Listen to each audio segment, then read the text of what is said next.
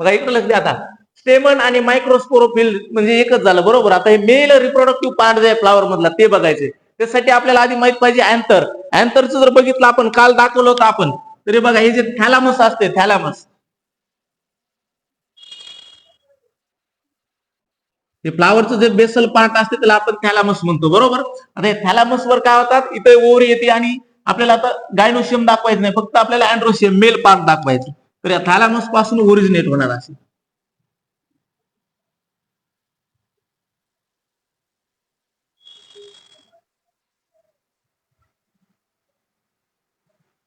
हे असणार आपले मेल रिप्रोडक्टिव्ह पार्ट अँड्रोशियम. आता हे जे आहे त्याला आपण काय नाव दिलं होतं, फिलामेंट. काल झालं तर आठवण ना, फिलामेंट. त्याच्यानंतर हे जे ओरिजिनल स्पेरिकल बॉडी आहे त्याला काय नाव दिलं होतं आपण, अँथर बरोबर. आता अँथर जे आहे हे वरी स्पेरिकल बॉडी अँथर, हे अँथर मध्ये असतात पोलन ग्रेन. आता ही जे फिलामेंट आहे, फिलामेंट बघा, फिलामेंटचे पण दोन एंड आहेत. एक लोअर एंड जे थॅलामसला अटॅच आहे आणि वरी जे आहे ते डिस्टल म्हणजे प्रॉक्सिमल एंड जे वरी कशाला अटॅच आहे ते अँथरला अटॅच आहे बरोबर.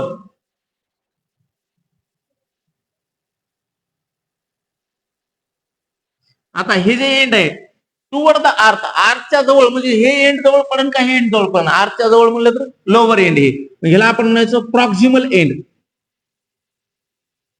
Proximal end of filament. आणि हे जे असणार हे असणार डिस्टल, डिस्टल म्हणजे डिस्टन्स वर असलेलं किंवा थोडं वर असलेलं बरोबर. हे असे दोन एंड. आता हे जे अँथर आहे आपल्याला हे अँथर बघायचे, अँथर अँथर बघायचं आपल्याला, हे सांगितलं आपण इन्फॉर्मेशन असावं.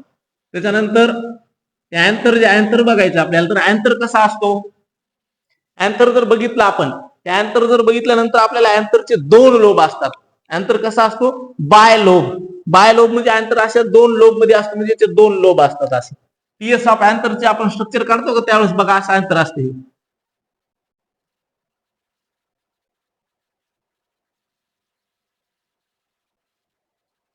अशा टाईपचं अँथर दिसते, म्हणजे बाय लोब आहे ना, दोन लोब.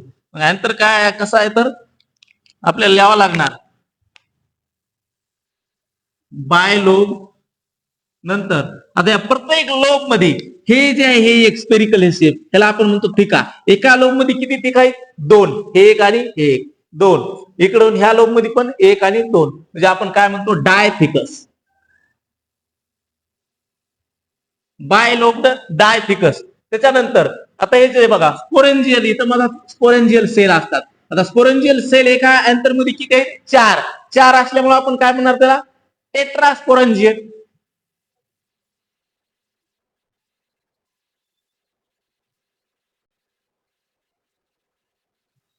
टेट्रास्पोरेंजिएट बरोबर. आणि आता हे एक दोन तीन चार कोण असल्यामुळे आपल्याला टेट्रागोनल पण म्हणतो. अँथरला अजून आपल्याला काय म्हणतात, टेट्रागोनल.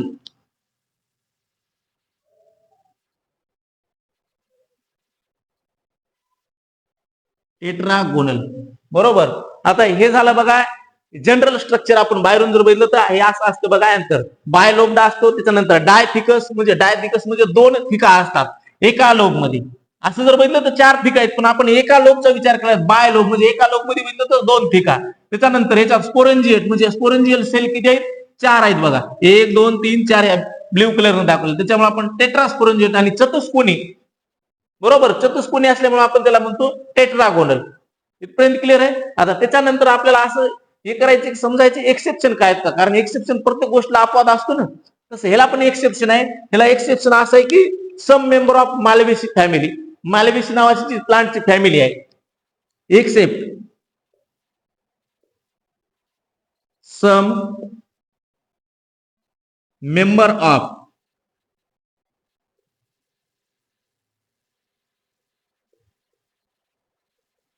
मालवेसी फॅमिली. मालवेसी फॅमिली मधले जे काही मेंबर आहेत त्या काही मेंबर मध्ये जे असतात हे बायलोब नसतात. हे सगळं हाफ करून टाकायचं. बायलोबच्या ऐवजी काय असणार, सिंगल युनिलोब असणार. डायथिकसच्या ऐवजी एकच थिका असणार. टेट्रांजियाच्या ऐवजी काय असणार, दोनच म्हणजे हे असणार लोब असे. हे एक साईड ही गायब असणार, म्हणजे सगळे ह्याचं अपोजिट असणार, हाफ हाफ. टेट्राजियंटच्या जागी काय, टेट्रागोनलच्या जागी काय असणार, डायगोनल असणार. हे मालवेसी फॅमिली मधले काही मेंबर जे आहेत त्याच्यामध्ये आढळून येत आहे. बरोबर का? मालवेशी फॅमिली मधले काही मेंबर आहेत, सगळीच मालवेशी फॅमिली पूर्ण आहे, त्याच्यातल्या काही मेंबर मध्ये अपवाद आहे ते.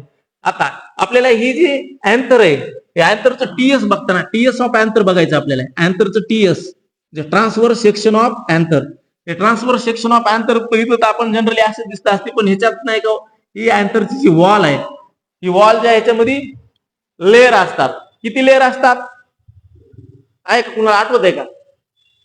How many layer present in anther wall? किंवा anther wall of anther made up of how many layer? अँथरची वॉल किती लेअर पासून बनलेली असते बघायचं. जवळपास बघितलं 4 लेअर असतात, 4. बरोबर. अँथर वॉल त्यामध्ये किती लेअर असतात? 4 लेअर. फर्स्ट लेअर जी असणार ती काय असणार? इपिडर्मिस. झालं असेल, आठवण का तुम्हाला? इपिडर्मिस. इपिडर्मिसच्या खाली आल्यानंतर सेकंड लेअर कोणती असणार? एंडोथेसियम.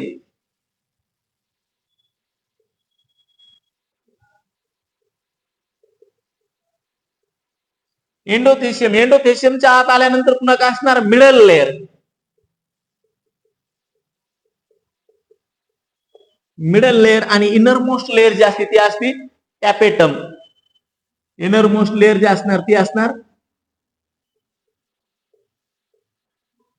टॅपेटम. या 4 लेअर पासून बनलेली असते अँथरची वॉल. या अँथरची वॉल जी आहे त्याच्यातले आपल्याला 4 लेअर दाखवायच्या. ती अँथरची वॉल आपण 4 लेअर जे आहेत दाखवू. आपण एक छोटासा पोर्शन घेऊन दाखवू दे. आता हे आपण एवढा पार्ट दाखवायला, समजा एवढा पोर्शन दाखवायचं आपल्याला, तर मग आता हे स्पोरेंजियल सेल. आता ही जी आउटर मोस्ट लेअर आहे, outer most layer, outer most layer म्हणजे कोणती?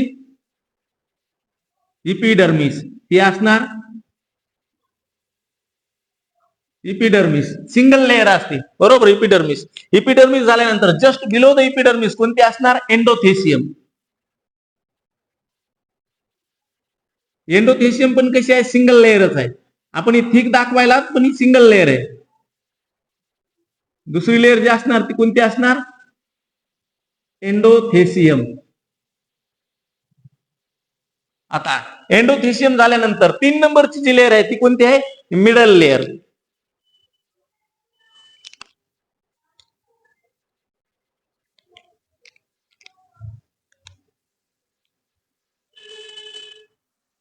मिडल लेअर जे असते त्याच्यात 3 ते 4 मिडल लेअर जे आहे सिंगल लेअर नाही, 2 ते 3 लेअर असतात त्याच्यात. मल्टी लेअर आहे, हे असणार मिडल लेअर. आणि आता इनर मोस्ट लेअर जी असणार ती असणार आपण टॅपेटमची. रेड कलर न दाखवायला ही इनर मोस्ट लेअर असणार, ही असणार टॅपेटम.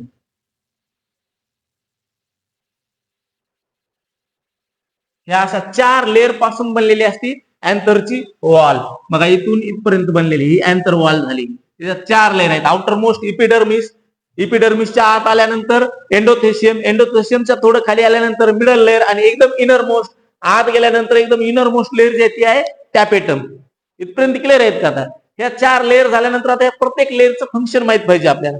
कोणती लेअर, फंक्शन, त्याच्यानंतर याची प्लॉइडी लेवल. प्लॉइडी लेवल म्हणजे डिप्लॉइड आहे का, पॉलिप्लॉइड आहे का, हॅप्लॉइड आहे. आता इथं काही मिओसिस वगैरे कोणत्या सेल डिव्हिजन वगैरे बघितलंय का आता आपण? काहीच झालं नाही. म्हणजे सगळ्या सेल कसे असायला पाहिजे? डिप्लॉइडच असायला पाहिजे, बरोबर का? आता डिप्लॉइडच असतात तर ते बघायचे असायला पाहिजे, पण हे खरंच आहेत का बघावं लागेल ना. आता हे लिहून घ्या आधी एवढं.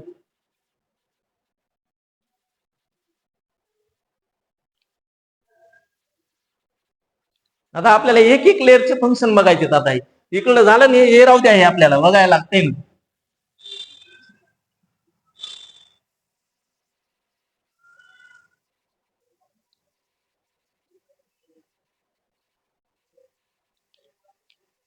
आता फर्स्ट लेअर कोणती आहे आपली?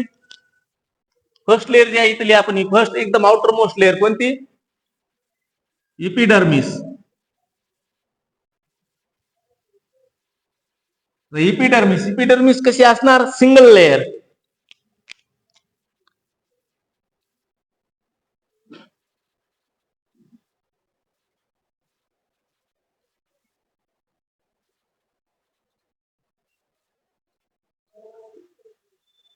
सिंगल लेअर म्हणजे एकच लेअर आहे. नंतर हिचं जर नेचर बघितलं, अजून कोणतंच रिडक्शन डिव्हिजन झालं नाही, मिओसिस मिओसिस काहीच झालं नाही, त्याच्यामुळे डिप्लॉइड असणार,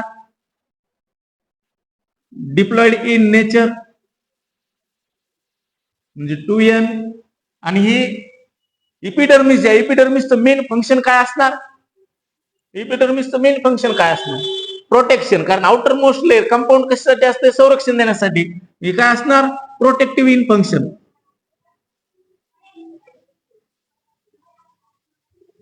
इन फंक्शन प्रोटेक्शनचं काम करणार.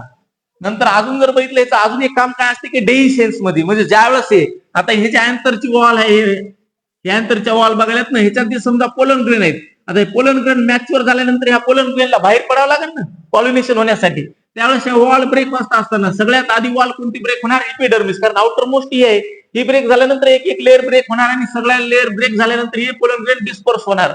बरोबर का. मग हे डेहिसेन्स म्हणजे लेअर ही जी आहे रप्चर होणे, किंवा आपण काय म्हणतो ब्रेक होणे.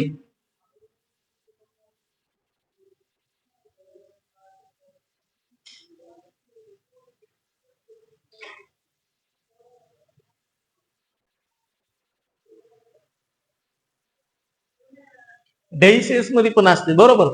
त्याच्यानंतर आता ही झाली अपर मोस्ट लेअर. 2 नंबरची लेअर कोणती आहे, endothecium.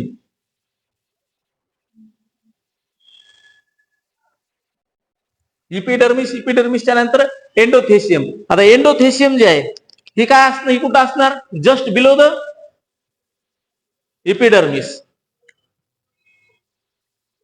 It is present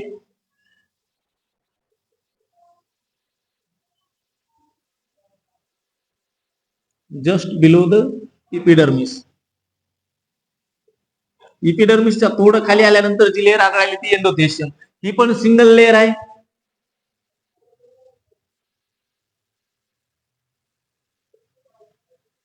single layer. त्याच्यानंतर हे पण डिप्लॉइड.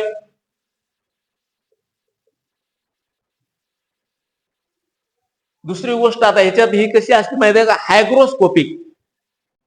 एंडोथेसियम कशी असते, हायग्रोस्कोपिक.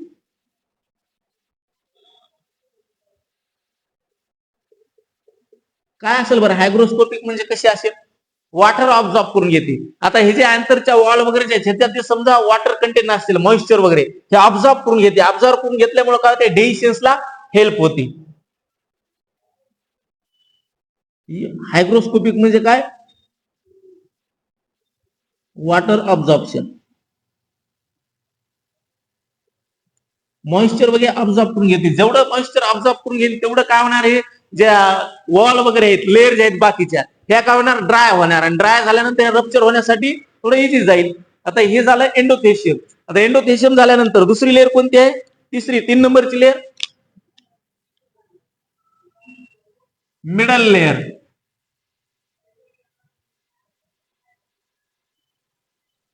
मिडल लेअर कुठे आहे, बिलो द एंडोथेशियम. एंडोथेशियमच्या खाली middle layer.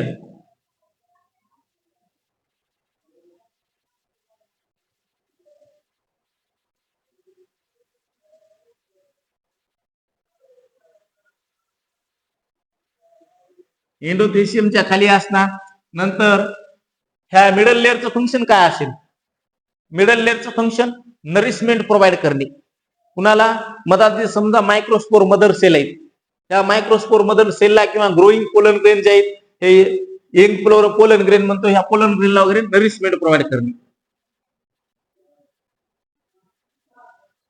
Nourishment provide.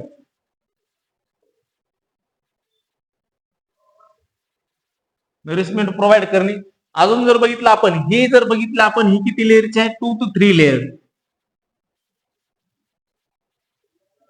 Epidermis आणि एंडोथेशियम ह्या सिंगल लेअर होत्या, ह्या 2 to 3 लेअर आहेत. म्हणजे याच्यामध्ये 2 ते 3 लेअर पासून बनलेली असते middle layer.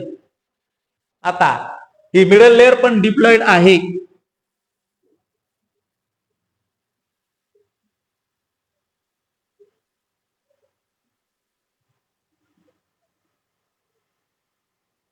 Diploid in nature. याचं मेन फंक्शन असणार नरिशमेंट प्रोव्हाइड करणे. आता मिडल लेअर झाल्यानंतर लास्ट इनर मोस्ट लेअर जी असणार ती असणार tapetum. Inner most layer of anther wall. अँथरवॉलची inner most layer.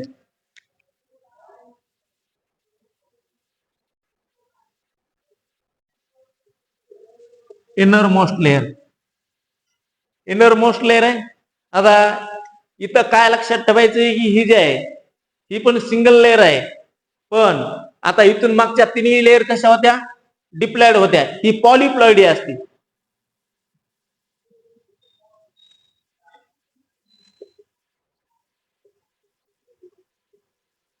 Single layer आणि पॉलिप्लॉइडी.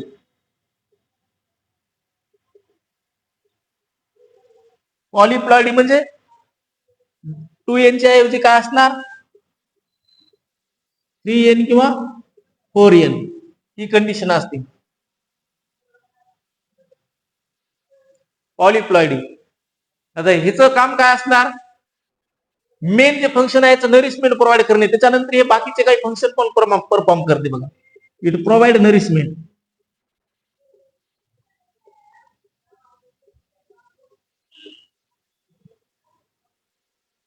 नरिशमेंट प्रोव्हाइड करणे. त्याच्यानंतर इट सिंथेसाइज स्पोरोपोलेनिन. तुम्ही जे पोलन ग्रेन बघता का, पोलन ग्रेनचं स्ट्रक्चर बघितल्यानंतर त्याच्यात बघा 2 लेअर आहेत, इंटाइन आणि एक्झाइन. त्याच्यातले जे आउटर मोस्ट लेअर आहे त्याला आपण म्हणतो एक्झाइन. एक्झाइन जे आहे कशापासून बनलेली असते, स्पोरोपोलेनिन पासून. हे स्पोरोपोलेनिन कोण तयार करायला, टॅपेटम.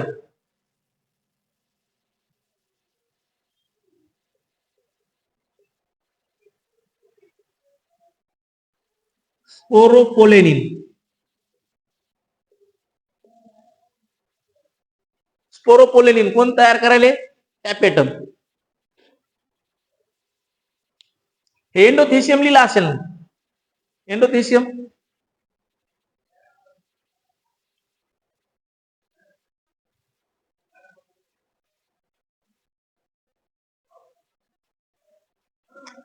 स्पोरोपोलेनिन तयार करले. त्याच्यानंतर टॅपेटम काही एन्झाईम पण तयार करतात. ऑल्सो